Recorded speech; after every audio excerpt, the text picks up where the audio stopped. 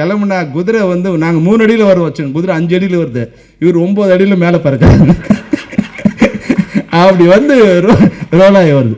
அதாவது எப்படின்னா மன்சூருக்கு வந்து உயிர் இதை பற்றி எதுவுமே இல்லை, அது அந்த பண்ணணும், அது அவ்வளோதான்.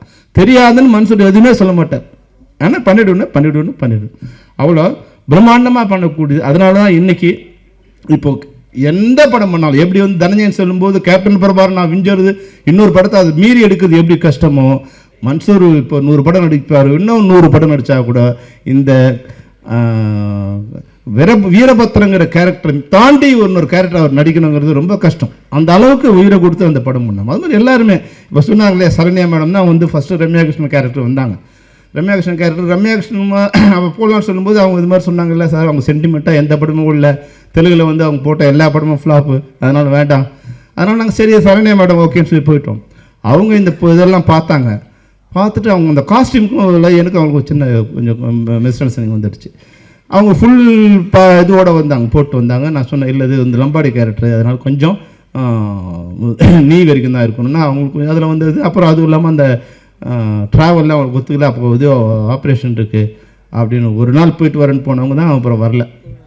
அதனால் சரி யாரோ ஒருத்தர் எங்களுக்கு வந்து என்னென்னா 90 நாள் ஷெட்யூல், 90 நாள் எங்கள் கூட இருக்கிற ஒரு பெண்ணு வேணும். அது ஆர்டிஸ்டாக இருந்தாலும் பரவாயில்ல, நியூ ஃபேஸாக இருந்தாலும் பரவாயில்ல, சென்டிமெண்ட்டாக இருந்தால் ஓடின ஹீரோயினோ ஓடாத ஹீரோயினோ யாரோ ஒருத்தர் வேணும் அப்படின்னா அவங்க கூப்பிட்டு வந்தாங்க. அப்போ தான் ரம்யா கிருஷ்ணன் வந்தாங்க.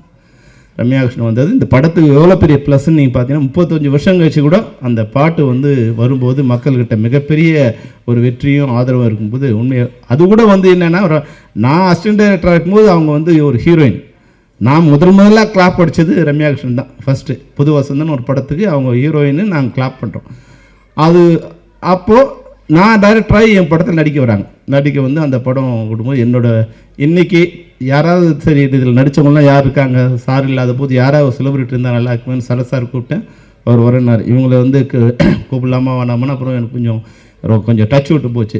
ஒய்ஃப்கிட்ட சொன்னேன், இல்லை நான் சொல்கிறேன்னு சொல்லி எங்கள் ஒய்ஃப் தான் வந்து ரம்யாவுக்கு பேசணுன்னா இல்லை நான் நிச்சயமாக வரேன் சார், கொஞ்சம் லேட்டாக வரேன், வேறு ஏதோ ப்ரோக்ராம் இருக்குது லேட்டாக வரேன்னாங்க. அந்த வகையில் இன்றைக்கி வந்து 35 வருஷம் கழிச்சாலும் நடித்த அந்த ஒரு நன்றியை மறவாமல் இன்றைக்கி வந்து கலந்துக்கிட்ட அவங்களுக்கும் இந்த நேரத்தில் நன்றி சொல்ல விரும்புகிறேன்.